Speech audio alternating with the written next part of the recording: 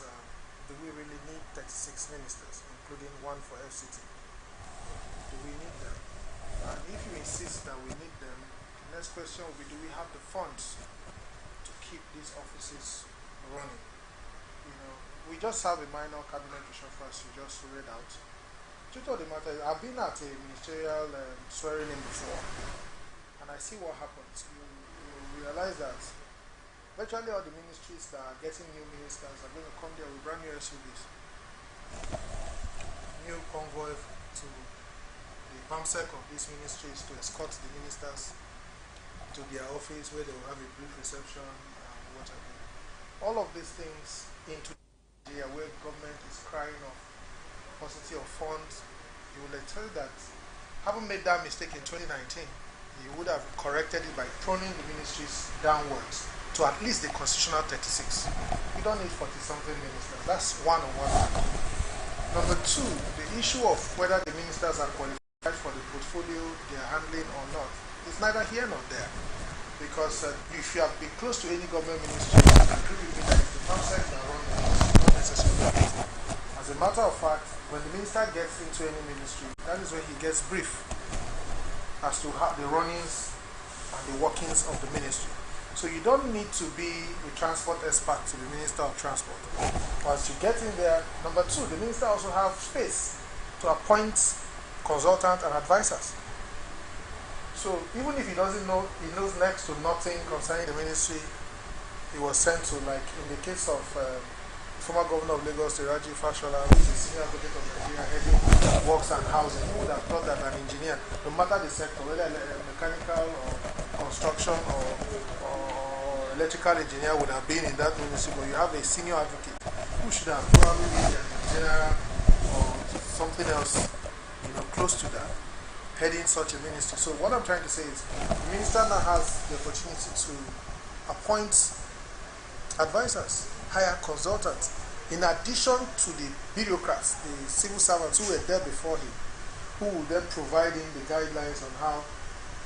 So he's more or less of an executive head. All he or she needs is just a little knowledge of administration. Believe me, the job of the ministry, he doesn't even need to think. Are you sure about that? I'm not joking. He doesn't need to. He can suspend his brain once they bring anything besides. That's what they do. They don't. Even budget preparation is not done by them. In Nigeria today, if you watch our budget since 1999, it looks like it's just copy and paste. People just fill in the blank. Go back after the show. Go and look at budget for, maybe choose any random ministry. You will see that the same expenditures keep until it gets public attention and there's an outcry. They quickly remove that. But if not, you're going to keep seeing spoons. You're going to keep seeing teacups, as if the teacups break every year. That's on a lighter note, but the truth of the matter is that you don't need to know anything to be minister. It's job for the boys. Every state must have one. Whether the president likes it or not, as long as he has party stakeholders in that state, they will nominate somebody for him. Okay. Well, he says every state must have one. That's on the premise on which I'll be taking the next question. I'm taking you, Barrister Gary. Now, he says every state must have one. We have from River State here, bringing it home, Udi Udum. Now, was former Ahoda, yes, Abu Dua, yes, and most people say he's been nominated by the past Minister of Transportation, Right Honorable Chibika Mechi, and they said he would have really continued in his stead. But on the other hand, the Senator Sereki also, they said she was Minister for State also, she would have been the best fit for that. What's your take concerning this? Well, my take is this. I beg to differ a little bit with my colleague here as to an appointee not necessarily having knowledge about the office he's been appointed to occupy. I think that's one of the problems that Nigeria has. When you put an accountant to be the Minister of Finance, it will take him few time to understand the working of the ministry. If you put an engineer as the Minister for Finance, you know what that means. Most of the memos that will be sent to him will be strange to him because he doesn't understand the principle of finance, accounting. Oh, he's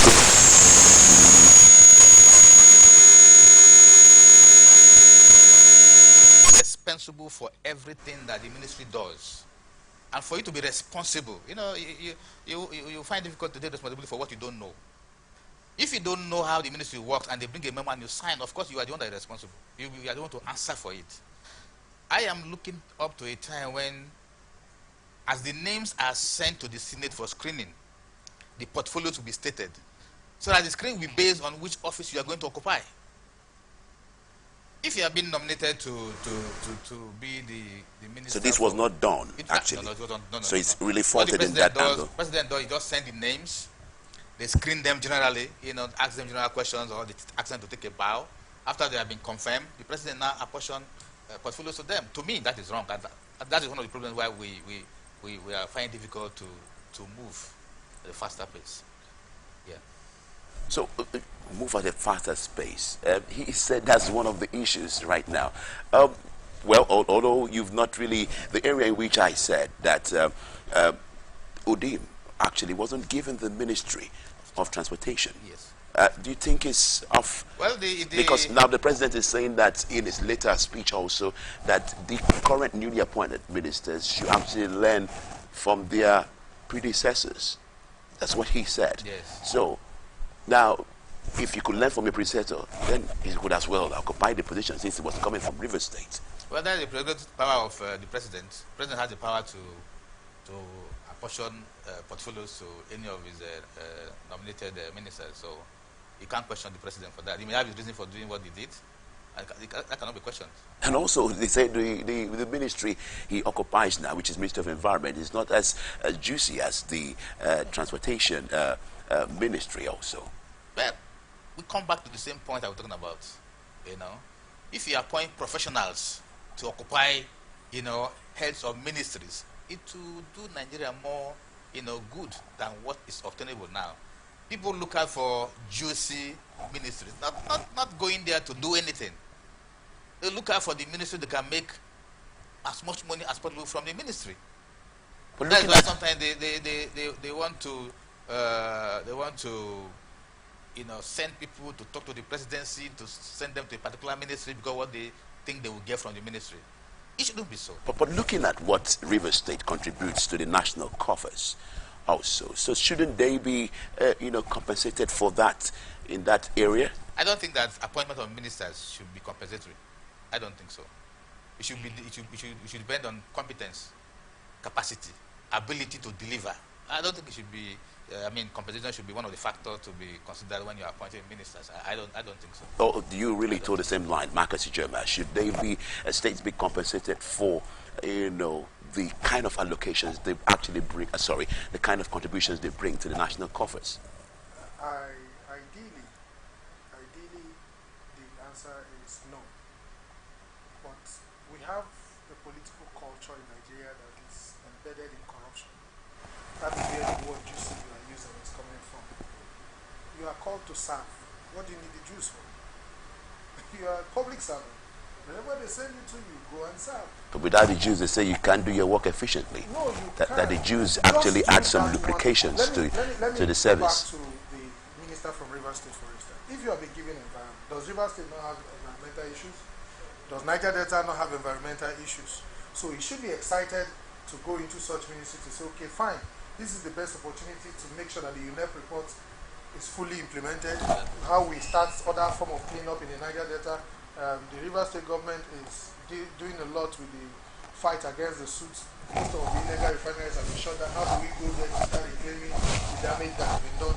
These are the things that you expect. So when you talk about juicy, it's left for him in the next year's budget to say that, okay, because I'm from the Niger Delta, the ministry needs more funds for cleanup, and then jack up the budget for the Ministry of Environment, which is, as it's doing now, maybe nothing to write home about when compared to agri and works and oil and finance and all of those things. And then he moves up from there if he wants the juice. But if you ask me, I think we should drop the issue of whether it's juicy or not. It's a call to national service. So, but this time phrase, the president is at its twilight. of the round-up of his administration. So what functions, what effects, what impact can these ministers actually do? Okay, there's a budget running currently. He has a job to see to at least more than 50% implementation of the current budget if they have not achieved that. That should be his number one goal. Whatever budget he inherited, see to it that, there's a lot of lobbying that goes on in the Federal Executive Council. If you look at when they meet on Wednesday or Thursday, one of those days of the week, you see a lot of people laughing, and there's one man that everybody tends to be taking pictures with, which is the CBN government. That's the best time to tell the man, look, we have 30 billion in our budget, we've only got 2. Can you, in your next release, see how you can, we have projects ongoing. Just take notes. You will see that picture, Fashola, the CBN governor, critical people will be laughing, even when they have nothing to laugh about. Watch out for the next pictures from the Federal Executive Council. So these are areas where you can now begin to say, sir, I have 30 billion budget, for instance.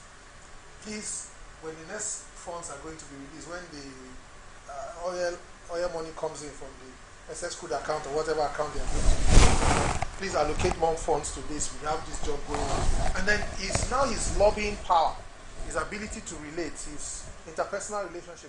Yes, he must have been recommended by the immediate past Minister of Transportation, but he now has a job to connect himself to the President directly. Because you can't be a member of the Federal Executive Council and be calling Rotimi Amechi from his house, whether in Maitama or Asokoro or wherever he's living, to come and help you talk to the President. Or CBN. Or the CBN governor. So it's his job to make sure that that Ministry of Environment, the best comes out of it, because Niger Delta has the worst environmental issues you can think of. I'm not justifying the president not putting square pegs in square pegs in square holes, right? Square holes, like he should have done in the case of Gwemisola Saraki and all of that. If you ask me, what I expected the president to do was to trim down the ministers to the constitutional 36. With the Minister of States, what do they do? I don't know what their jobs are really. Some people call them junior ministers. It's quite. So you call it a duplication of roles? Yes. That's why I say it's job for the boys. And waste of resources. It's waste of resources. No minister is going to have less than 5 SUVs in his entourage, in his convoy. We are crying that we don't have enough policemen. We are going to attach close to 10 to each minister. That is if there are not some guiding their houses wherever they are. Some in Port Harcourt house, the others are in Abuja house, and the rest escorting him wherever he goes. If he travels, the same Esther coats and everything. So I expected the president, who is crying that we don't have money, to have seized this opportunity of cabinet reshuffle, upgrade the ministers of states. For instance, Agric, since Menono left, it's been the minister of states that have been there. Agric needed a rejig. I didn't hear anything from Agric. That's a bit disappointing for me.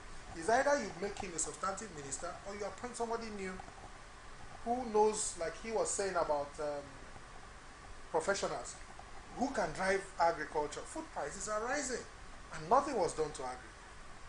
So it's a whole lot of issues. I understand Nigerians' reaction, but a lot needs to be done. I'm not particularly satisfied with what I'm saying. Thank you, Marcus. So this is the open conversation, and then moving over now to the next issue we have on ground, which is party crisis. APC in sinking shape. Golden Band Choma says that. Now, the crisis rocking the All Progressive Congress in Rivers State deepens as the factional chairman of the All Progressive Congress in Rivers State, Honorable Golden Band Choma, resigns his membership of the All Progressive Congress, APC. Speaking in an interview with Atlantic Television Network, ATN, that's Honorable Golden Ben Choma revealed his intention to defect to another political party where the aspiration of the populace will be chartered or catered for. So he said. Honorable Golden Ben Choma said the reward system of the All Progressive Congress Rivers State chapter is abysmal, and not everyone is a book leaking. Okay, he calls it boot leaking or leaking, and the APC is a sinking ship. Honorable Golden Ben Choma said that he is uncertain of the political party he will be defecting to, as consultation are still being made. Let's take a listen to what he says. The reward system in my former party, especially the River State chapter, is abysmal. You work hard, you get nothing. You sing praises, you get all. Not everybody is a bootlicker. So I'm of the opinion that I should go somewhere else and try my political luck. I'm heading to a new party, which I'll make known to you in some few days. And when I do, I will tell you. But I'm moving to a party where the aspirations of most Rivers people will be well looked after to determine where I would go to. So I'm considering all of it. SDP, Accord, and other parties. A lot of people are also uncomfortable with the happenings of my former party. And I've heard the rumblings from them. They are looking for where to go to next. Because the APC in Rivers is a sinking ship. The PDP never won elections in Rivers State. I have it on good authority that there was no elections in 2014. 2014. Yes, I contested elections in 2014 too, or 2015, thereabout. And I have police reports in my coffers where the police did say, emanating from the office of the Deputy Commissioner of Police then, that elections did not hold in Rivers in 3/4 of the states. It's a record. But the most important thing here, we are all aware, we are citizens of this state. In 2014, APC never won, PDP never won the state. The lower courts agreed that the elections were not held. The Court of Appeals also agreed. But unfortunately, the Supreme Court held otherwise. No problem. But the popular votes, I'm very convinced that the APC would win the presidency come 2023. I'm also very convinced that APC cannot win River State governorship. All right, that's the voice and the reactions of Honorable Golden Bench. Speaking for the Honorable Golden Bench, said it is on records that the People's Democratic Party, PDP, as Yele said, never won the election. She heard it from his mouth. And in the 2014 election, as election did not hold in Rivers State, he also said that we'll hold it there. Gentlemen, this is the reaction of the, well, I'll call him now the former member and also the former factional chairman, as I will have it. First of all, I'm taking you, Good Life, Gary Esquire. What do you make of Golden Ben's words? It says it's abysmal. The reward system in APC is abysmal. Do you really agree with that? Well, it is said that he who wears the shoes knows where it pinches most. When the chairman of a political party Factional, you said. when the factional chairman of a political party speaks the way he is speaking, you know that there is a problem in the party. Unfortunately, the problem of APC, the cause of the problem of APC is known to everybody, but nobody wants to address it. Even the national body, the national leadership of the party does not want to address it. A political party is an organization, made up of people coming together to form the party, to share ideas, to see how they can win, government, elected positions, That is what political party is all about. When an individual begins to dictate what happens in the political party, discarding opinions of others, there's bound to be a problem now. And that's exactly what is happening in APC, and nobody wants to address it. That you have factional APC, you have factions in APC, it's as a result of that. That one man called the shot. And if you are exposed, you are intelligent, you think you have what it takes, you belong to a political party, and your views are not being considered. When you say one man calls a shot, are you referring to the immediate past Minister of Transportation? Of course, everybody knows. The reason why Magnus is forming his own, faction is because of disagreement with the former Minister of Transportation. Okay, so now it's like, I said, the 4 days after the immediate past transportation minister came into Rivers State, and his speech sounded like a truce to aggrieved members, and one would have said that this should really somehow bring some little bit of unity, at least rethinking if you had the thought of defecting to another party. But we see the factional chairman defecting. What do you really, how do you really see that? Do you feel that what he has said really holds great water? I know he's there. He said that he that wears the shoes knows where it pinches him. So, what's your take concerning that? The truth of the matter is that the way our political culture in Nigeria is heavily flawed. I know that it's common, it's common practice in other climes of the world. But the truth of the matter is that our corruption in Africa is black and white. It's visible to the blind, audible to the deaf, and we run a very corrupt system. That's what he was referring to, in my own opinion, as the reward system. Now, we all know that the essence of forming a political party, like Barrister said, is to capture power. That's the number one reason. Now, like in every warfare, when you win the war, you share the booty. You share the spoil of the war. And in the political context, the spoils of the war are political appointments and contracts. So, the leaders of this party know the importance of empowering their followers and the risk associated with them. So now, if I become a governor and I allow my commissioners free hands to operate, they will supervise contracts, sometimes running into billions, getting kickbacks on this contract. Remember I talked about a corrupt system.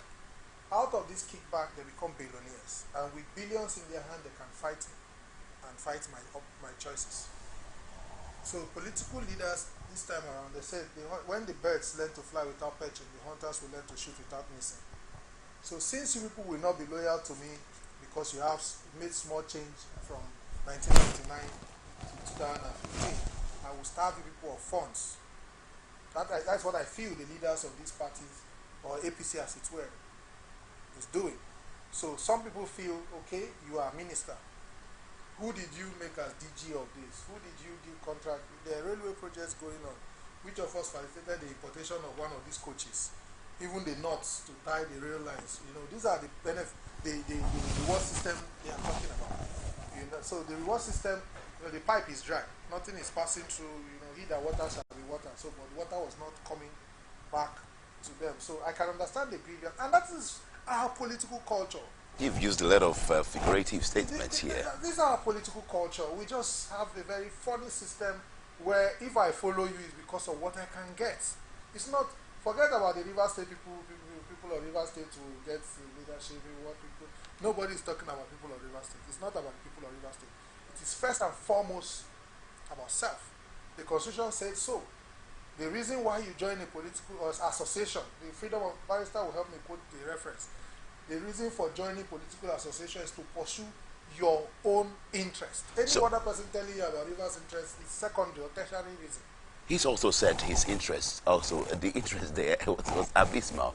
Well, with his defection, do you think it's going to affect the party drastically? Because he also says that more of them are yearning to actually leave the APC.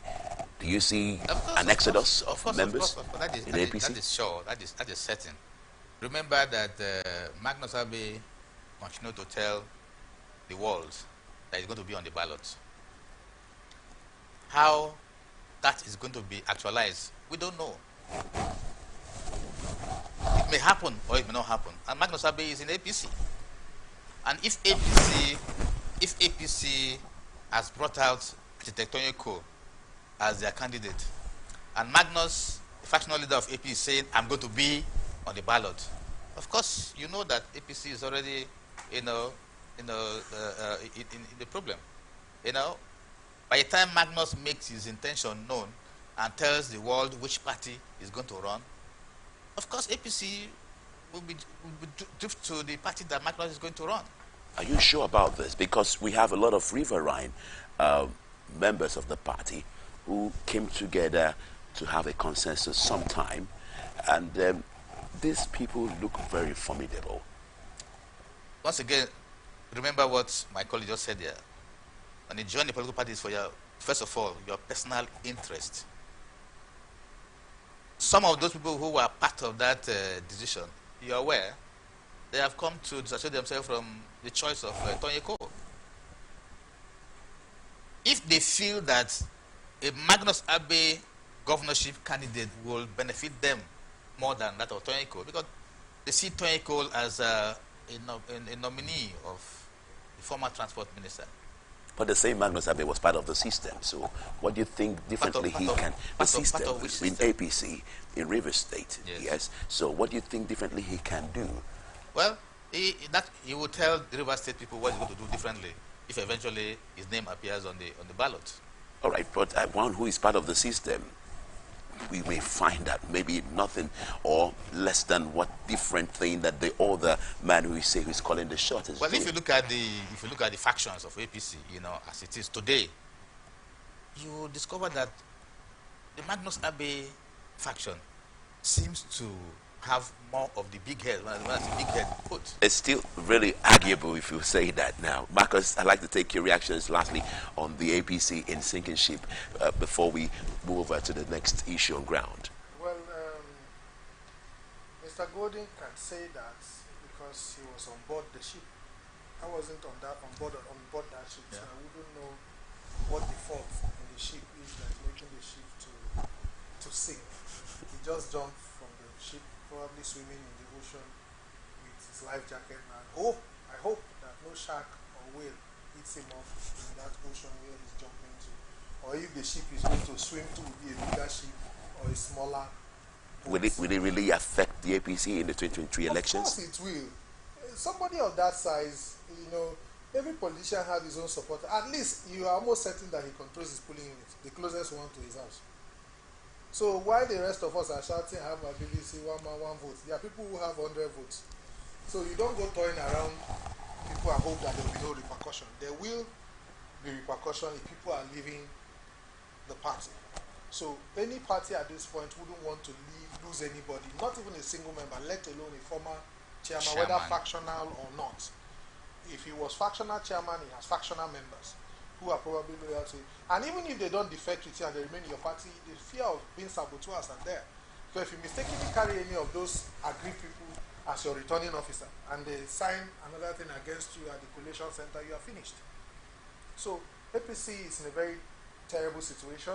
I hope that they put their house in order before the election. As for Magnus Abbey being on the ballot, it's a very simple trick. A lot of people are bought from in all kinds of political parties in Rivers State, at least 18 of them.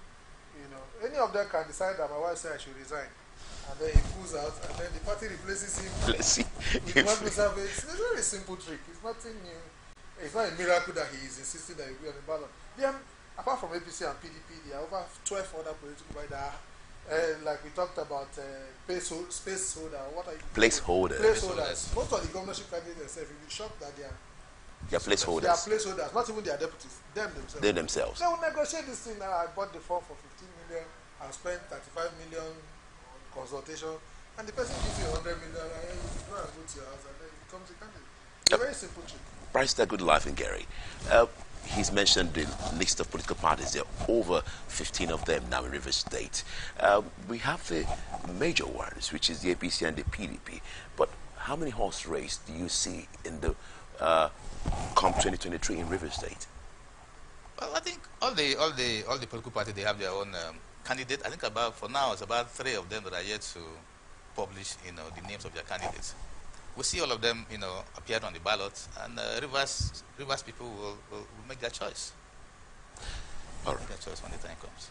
All right, let's see how that really unfolds as we move on now with the issues on ground. Yes, this is the open conversation, and we're going to the alleged organ harvesting, the latest development on Ike Ekweremadu, which is one of them, which is the court orders the NIMC to give AGF biodata of Ekweremadu's kidney, the kidney issues right now. The federal government, starting with this one now, for the High Court in Abuja, has ordered the National Identity Management Commission, NIMC, to transmit the certified true copy, CTC, of the biodata information of an alleged minor to the Attorney General of the Federation for onward transmission to the United Kingdom, where Senator Ike Ekweremadu is facing alleged organ harvesting charges. Following the senator's arrest by the London Metropolitan Police, Adegboyega Awumolo San had on July 27 urged Justice Inyang Ekwo to order the release of certain official documents of Ukpo domiciled with NIMC, Nigerian Immigration Service, and Stanbic IBTC Bank for the purpose of effectively defending Ekweremadu in the UK.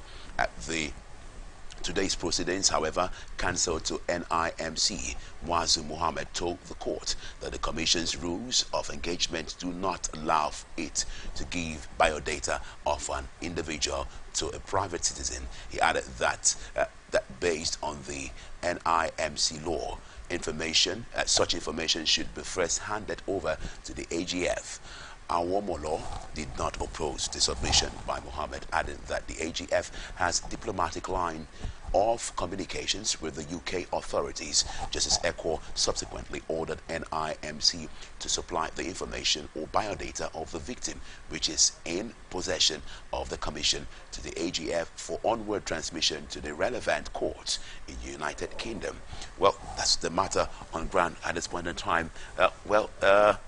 Marcus Ichoma, what do you make first before we go to the legal luminary to give us this stance and interpret to us what the court has actually said today? Marcus Ichoma, this is the newest development on ground. What do you make of it first?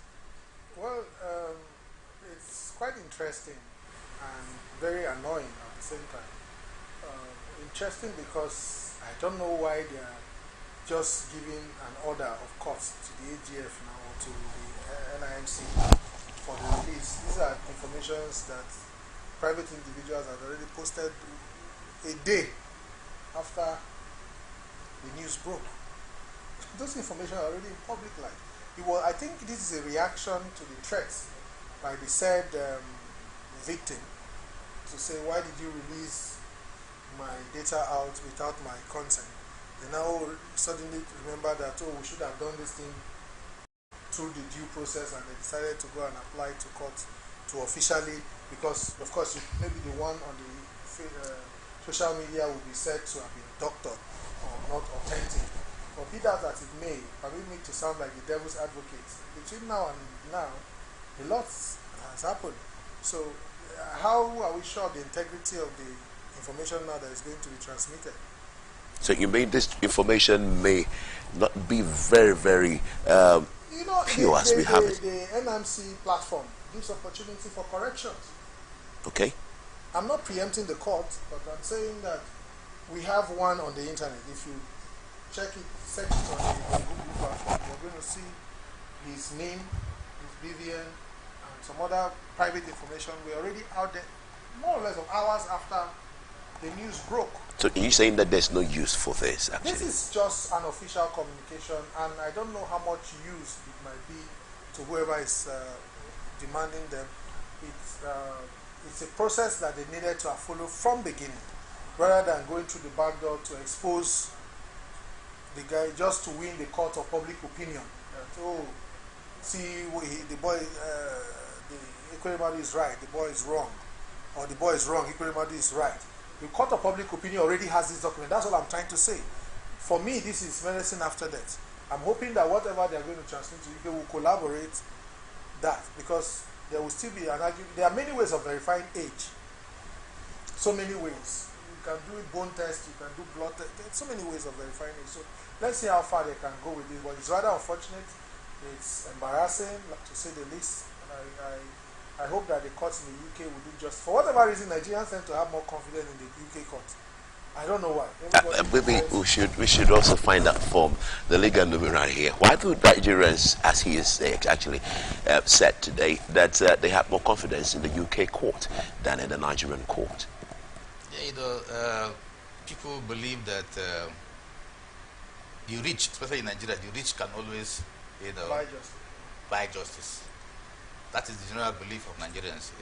That is why you see that when a rich man is arrested and he's being prosecuted, it takes years for the matter to be concluded because of the resources that puts at his disposal, So it's difficult to convict a rich man here in Nigeria. A rich man is difficult to convict him, except maybe the government is against you and you are against the government and the government wants to punish you. So in the UK system, it is not like that. That's why Nigerians believe that justice will be gotten in the UK government.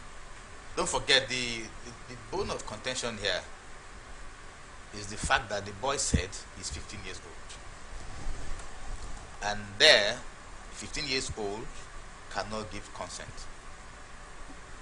So what a Kurumado and his ally are working towards establishing is that this boy is not 15. It's way back above 15. He's an adult and that he gave consent before they embark on the journey. To do, I think that, I'm really surprised because I think all those documents are contained in the passport of the young man. But because of the distrust of the British government in our system, they're still holding on to the Kurumado, requesting for a certified maybe information from the Nigerian system to confirm that the boy is actually not a minor, an adult. That shouldn't be a problem. The AGM, as it is reported, he has a line of communication with the British government. That will be established. Actually, it will be released to the AGF. The AGF will forward it to the... And once that is established, it could have no case to come. And also today, according to according to the British Time, actually, the case is supposed to be tried today. Today? Yes. So if they're able to forward that information to them, they could have no case to answer. But you feel that there's any use for this information Of needed? course there is, because if it is not submitted to the UK court, the Kurumado may be in trouble. And the Kurumado be in trouble is an indictment to even the Nigerian. But it's somehow in the spread of the whole domain, especially on the social media. Oh yes, but they need certified true copy. Anybody can get information anywhere, but they want the one that will come from the Nigerian judicial system. If it comes from the AGF, the British system, the British government will believe that more than the one that is flying all over the social media. All right, so last week we understood that the House, we had the Minister of Foreign Affairs at that time, Godfrey Oyema, coming to brief the House concerning the recent developments, and the House actually standing by Kurumado, and some were delegated to actually go to the UK also to see how things will also unfold and see where they can be of help to him. Actually, do you think their presence there will actually have any difference to the case? It will make no difference. The only help they can give to Kurumado is to establish the fact that this boy is not a minor. So whatever they think they can do, they should do to establish the fact that the boy is not a minor. Once that is established, Kurumado is free. Are you sure that's just what will make it free? That was the reason why the Kurumado were arrested and detained, because the boy said at the point of harvesting I think he was asked how old he was, and he said he was 15. Okay, let's see how that unfolds as we hope to keep you up to speed on the issues on Ike Kurumado on the matter today. Hopefully, we're saying that the matter will also come up in court today at the public court in the UK. So we're moving over now to the next issue we have, which is the penultimate one on the issue today on Open Conversation towards 2023. Kwankwaso's comment is reason 100 million Nigerians live in poverty, says Obi. Now, Labour Party presidential candidate Mr. Peter Obi has said the comment by former Kano State Governor Rabiu Kwankwaso is the reason about 100 million Nigerians are living in poverty. Kwankwaso, the presidential candidate of the new Nigerian party, NNPP, at the weekend, said he cannot be a running mate to Obi. He also said the Southeast will miss a golden opportunity if Obi refuses to be his running mate. The NNPP candidate added that the Igbo are at the bottom in Nigerian politics. Reacting in an interview on one of the national televisions, he says, and I quote, "The comment by the elder brother, Kwankwaso, is the reason why we have 100 million Nigerians living in poverty, 18 million Nigerian children out of school, and about 52% of Nigerians either unemployed or underemployed. This is because rather than vote for competent leaders, we vote for incompetency due to a primitive consideration of religion and ethnicity. Tell me today, you can't travel from Abuja to Kaduna by road or rail. Is it because someone from the southeast is in charge? You can't travel to Mina by road. Is it because someone from the southeast is in charge? Yesterday, which was, it says that we had an attack by bandits on the presidential convoy in Katsina, which happened on Tuesday. Now, referring to that matter, is it because someone from the southeast is in charge? Show me where we can buy cheaper food or people are prospering because somebody from the north is in power. What we have consistently been doing in this country is that we have been hiring vehicle drivers to fly aeroplanes or as pilots, he says. Still quoting him, he says, "My comment is, let us campaign on issues to face the problems bedeviling this country. Let us deal with issues. The 2023 elections will not be based on ethnicity, religion, or tribe. It will be based on issues. We have a huge problem, and if you don't know, this country will soon default on its debt servicing. Schools are shut down. Insecurity is everywhere. Nigeria is in coma. When you are in coma, all you want is to survive, irrespective of where the surgeon who will keep you alive comes from. I don't want people to vote for people for me because I am from the southeast, north central, northeast, etc. I want people to vote for me because I have the competence." This is a statement made replying Rabiu Musa Kwankwaso, the current presidential candidate of the NNPP. Marcus Ijoma, first of all, he said this is a golden opportunity by the Southeast that is given to them. Do you believe so? No, I don't believe so. Why?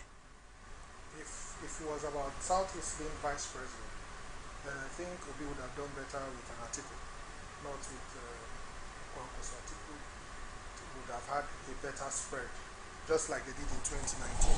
They were able to pull close to 12 million votes, Atiku and Obi together, which is the highest vote Vice President Atiku Abubakar, former Vice President Atiku Abubakar, has ever gotten in any election he's participated in, and I think that credit is largely tied to the Obi factor.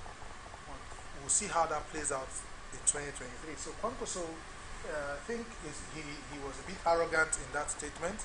I don't think his Kwankwasia movement is anywhere outside Kano State significant, So I don't know where he got that information that if for any reason Obi being his vice president, giving the Igbos a chance to be vice president with his NNPP. So it's a bit arrogant. It's completely unnecessary. But on the other hand, Peter Obi himself is the kind of man that you could say, okay, in an ideal situation. Unfortunately for us in Nigeria, we are not in an ideal situation. So his idea of, don't play politics of ethnicity, don't play tribal politics, don't play religion, is not for this 2023. So you mean those factors are such factors that would determine what really happens in Nigeria? See, sometimes Nigerians act a bit confusing, which gives me a lot of heartache. These are the same Nigerians who are, as we speak, zoning councillorship seats in their ward, from family to family. At the ward level, we are not talking of competence. It was a question of, the last councillor came from Amadi's family, this next councillor must be from Ogbonda. We do the same for chairmanship. I'm not joking. At the local government level, you will never hear a time where PDP, APC, any of the major political parties conducting local government election is picking candidate based on competence. We don't do that. We're doing it according to family, according to which ward. And then the moment you cross border to where religion changes, religion becomes a factor. In Anambra State, we saw what happened leading up to the last election. It was a question of Catholic versus Anglican. This is supposed to be 100% Christian-dominated state. And we keep having this issue. So it's amazing how somebody could just deny the fact that religion shouldn't play any role. We are loyal to our religions, we are loyal to our tribes. So to a large extent, tribalism, ethnicity will still play a role. I know the narrative Peter Obi is trying to sell. Yes, it will appeal to a few Nigerians who are desirous of an ideal situation. But unfortunately, I'm not that optimistic. Not in this 2023. He needs to be more open and get ready to make all kinds of compromise if he needs to make any meaningful. Well, you see the last statement by Marcus Ijoma. Does it really flow for you, the same line, Barrister Ngeri? And what do you make of Pete Obi's comments or reply to Rabiu Kwankwaso? To me, I think what Rabiu Kwankwaso said, that is his opinion. That Igbos are at the bottom of the political structure. That is his own opinion. P2B being the vice of Kwankwaso or Kwankwaso being vice to P2B is a question of offer and acceptance. If Kwankwaso offers P2B to be his vice and P2B says no, and P2B offers Kwankwaso and Kwankwaso says no, then they should go their separate ways. And which they have. Their popularity, come 2023. The issue of trying to analyze, Igbos, the North, to me, it is neither here nor there. You see, we have suffered, Nigerians have suffered under this present administration, If you go to the North, where Buhari comes from, the level of poverty is more there than the South. But the president is from the North. So what's the cause of this? Katsina State, where the president comes from, is usually, almost every week you hear they are under attack of Boko. That is where the president comes from. To me, just as P2B said, Nigeria is in coma. Both P2B and Kwankwaso should think Nigeria.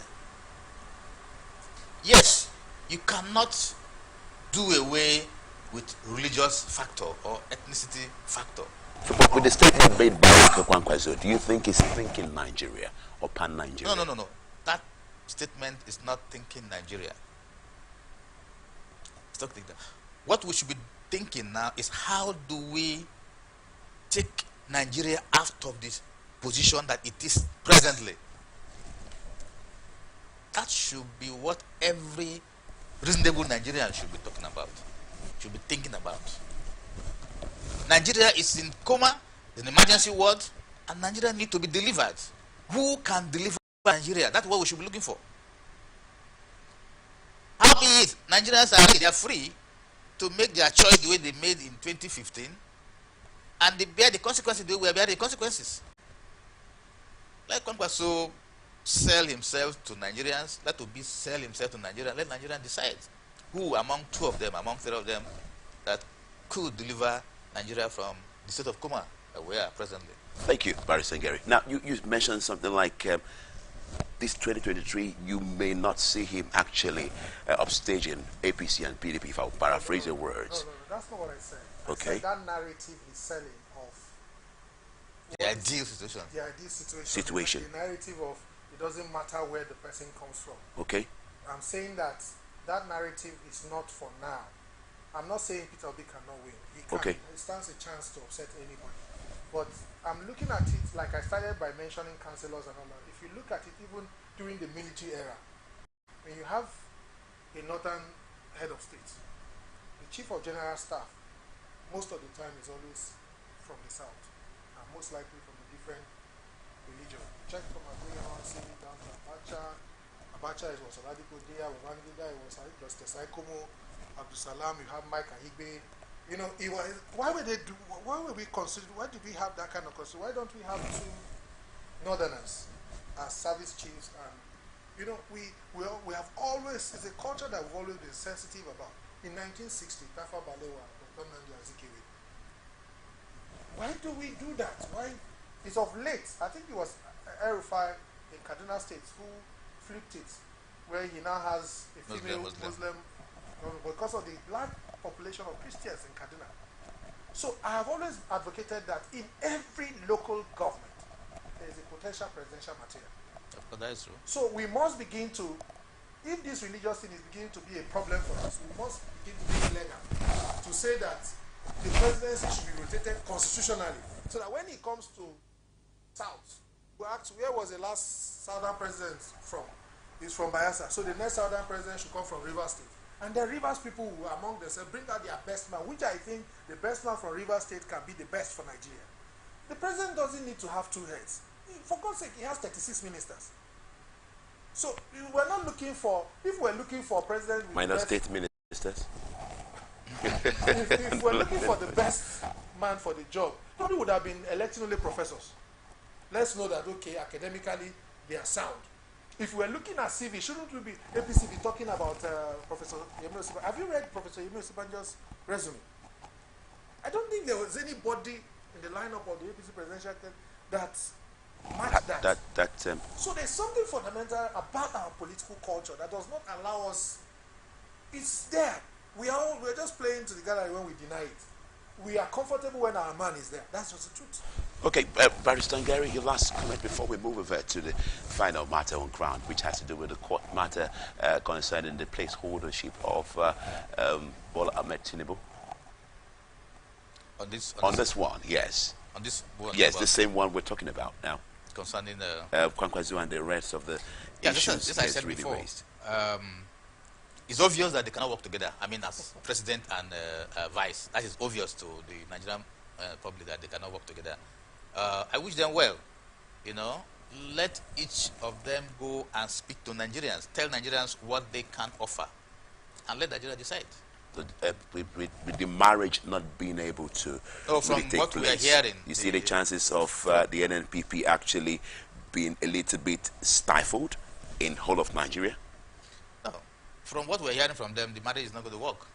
Yes. So So marriage is not working. Yes, it's not going to work. Will it stifle the chances of an NNPP? I don't think so. I don't think so, because presently, Nigerians seems to be tired of the old order. Is it Kwankwaso himself bringing in a new order? Because Edonye Okupe said that with what he has said, it shows that he's of the old era. And I'm saying that Nigerians will decide. Nigeria seems to be tired of the old order, and they are looking for a new order. Okay. And the new order can only be identified by Nigerians when the time comes. All right, let's see what comes up 2023 as we follow and keep you up to speed with matters having here today. I've been speaking with Barrister Goodlife Ngeri, also a legal practitioner, and also I've been speaking with also Marcus Ijoma, political analyst, a social commentator, and a communication expert here. And we've been talking about issues concerning the recent matters making the rounds in the news in our politics in Nigeria. Moving over now to the last matter on ground, which is towards 2023 or 2023 presidency. Court all acts to bar, APC from replacing Masari as Tinubu's VP. Now, two chieftains of the All Progressive Congress APC, Zachary Megari and Zumbanatu Mohammed, on Wednesday approached the Federal High Court yesterday, sitting in Abuja, praying to bar the party from replacing Alhaji Kabiru Masari as the running mate to Ahmed Bola Tinubu in the forthcoming presidential election. The plaintiff, who identified themselves as delegates that voted in the recently conducted presidential primary election of the party, equally prayed the court to restrain the Independent National Electoral Commission (INEC) from accepting any other person as Masari's replacement, pending the hearing and determination of the suit. Cited as first to fourth defendants in the suit marked FHC ABJ CS 1059-2022 are the APC, INEC, Tinubu, and Masari. Specifically, the litigants asked the court to, among other things, determine whether, having regard to the combined effect of sections 142 subsection 1 and sections 29 subsection 1, 31 and 33 of the Electoral Act, it is legally permissible for Masari to withdraw as the vice presidential candidate of APC and the running mate of Tinubu as so as to be substituted or replaced with another person by APC as its candidate for the office of Vice President for purpose of the February 25th, 2023 elections. Yeah, Marcus, right, we're taking this right now. Formally, I don't know correct me if I'm wrong. It's in one of our issues here we discussed that you said some things actually in Nigeria are actually informal before they become formal. So based on what, I hope I'm correct about that, right? You said that, right? So based on the discussion, what do you make of this matter? First, we say he's going to be a placeholder. That's Kabiru Masiri Ibrahim. And now we're having a court matter that's going to be filed, and we get to, which is obviously filed, that the court should actually restrain him from becoming a placeholder and move on to the next stage today. And we know what court proceedings are in Nigeria. What do you make of this court matter really filed today? It's interesting to know that Nigerians are willing to exercise their rights to sue and be sued. So it's okay to go to court. But the courts also, in their wisdom, will also decide whether the rights supersede that of the party. Because they are going as party members. That's why they are mentioning the fact that they are delegates. But if the party's constitution allows replacement, it's left for the courts to look at the pros and the cons vis-a-vis the Electoral Act. But the truth of the matter is that the placeholder lingua just started recently because of pressure.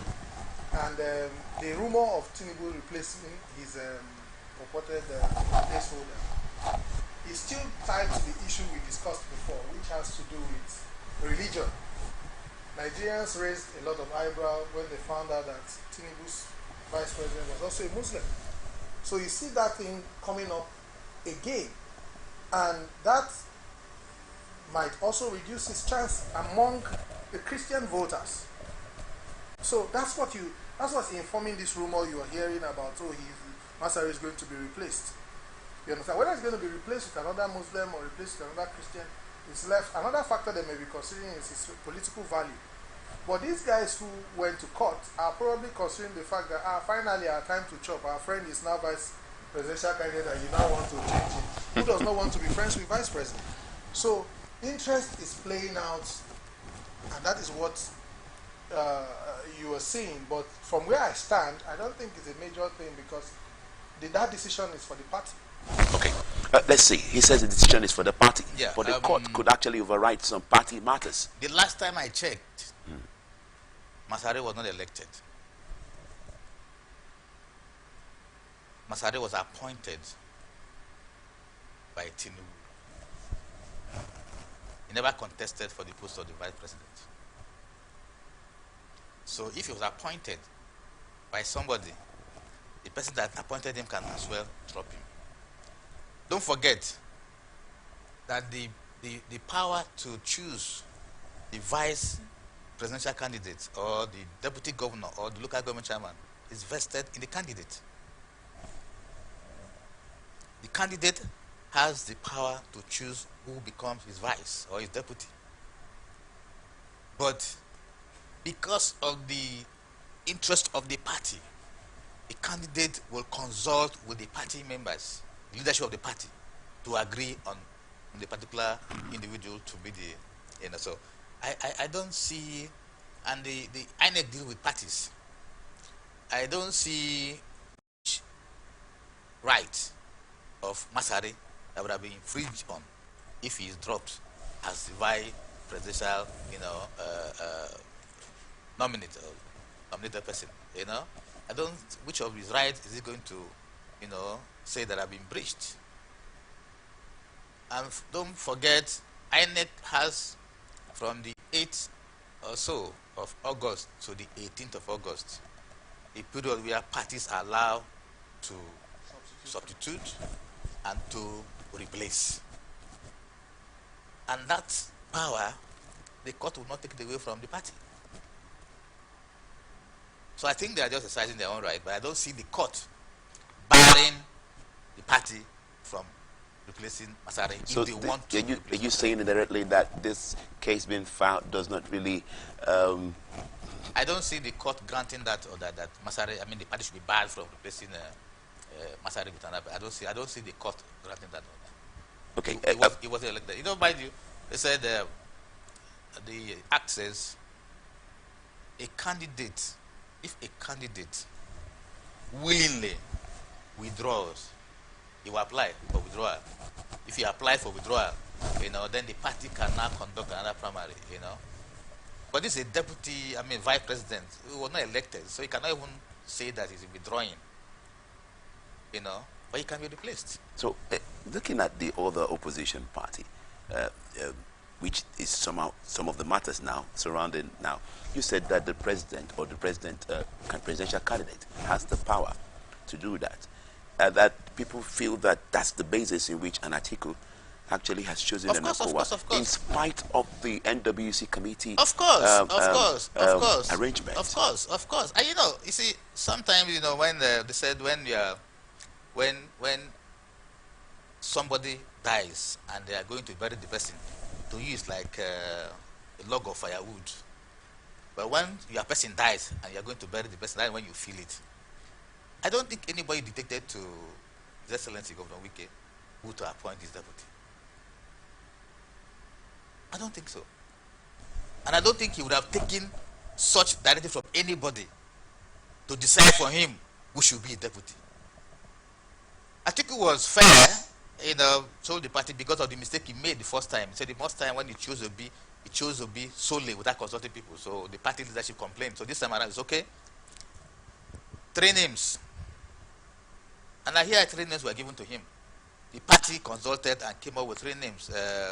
Okowa, Udom, and His Excellency Governor Wike. And he decided to choose Okowa. He committed no crime by doing that. But then why did you actually give room for the NWC? That's my question. The National Working Committee. Well, we have not heard the last of that. All right. Let me come back to Marcus now before we go, because our time is fast spent. Marcus, do you see a Masari still holding sway as the VP appointed vice presidential nominee of Tinubu? I'm not a member of the APC. I'm just a Nigerian voter. Whether he holds on to it or let go of it, that is his personal problem with Bola Ahmed Tinubu, not mine. I'm hoping that by the time the final list is published by INEC, I should be able to make my choice on who to vote for. Like most of the vice presidential candidates, I've never heard that name before. I know he has been around for some time. It's left for Tinubu to consider his market value and see if Masari will help him divide Atiku from the north and Kwankwaso as well from the north west. I think that should be his consideration right now. If he has that as part of his game plan, then he will want to go for a more popular candidate that can give him more votes precisely from the northwest, so that he can counter whatever is going to come from the northeast. The south, southeast, north central is the battleground for the election. So the country, I love the way the country is divided. You have a presidential candidate, major one from the northeast, one is in the northwest, one is in the southwest, one is in the southeast. So he leaves the middle belt as the battleground, which makes the election very interesting. I must say at this point that anybody can win the next election. Just anybody. All right. Well, so many surprises that we're going to really see here today. Although we still have, we get to hear the announcement of Labour Party also announcing who is going to be. They said tomorrow, which is Friday, they're going to announce who's going to be the vice president of presidential candidate of P2B, and also let's see how things also unfold in the PDP, because the crack is becoming widened and deepening also, you could say, and which is supposed to really be resolved if they really want to be very much in the 2023 elections today. Also, thank you so much for joining us all through. We're also counting down to the Osun State elections coming on the 16th of July. We'll keep you up to speed. A lot of things are happening there today. We hear that there's going to be Also debate by the gubernatorial aspirants of gunning for the gubernatorial elections in 2022. That's the 16th of July. We'll keep you up to speed with that. On that note, we'd like to call it a day on today's edition of Open Conversation. Before we go, I'd like to really thank the political and public affairs commentator and communication expert, Marcus Ijoma. Thank you so much for having come today. Thank you very much. Next on my agenda, I'd like to thank is Gary Goodhead Goodlife Esquire, legal practitioner, one-time member, caretaker committee, Ahoda West local government area, current PANDEF chairman of the West government local government area. Thank you, barrister. Thank you so much for coming. Thank you for having me. All right, you out there, without you, we wouldn't be here today. So I'd like to give you a big thank you for staying with us all through. In case you missed any angle of this program today, please, you can follow us on all our social media handles. On Twitter, it's at Atlantic TV Net. Facebook and YouTube, it's at Atlantic Television Network. And Instagram, it's at Atlantic TV Network. Remember that peace and unity are the pathways to progress. I remain Namdi Uzuku. God bless you. See you, God willing, tomorrow for a different edition of Open Conversation. Bye-bye. But I remain committed to the United Kingdom leaving. Since I became Prime Minister, I've said we must get on and get Brexit done on October the 31st so that this country can move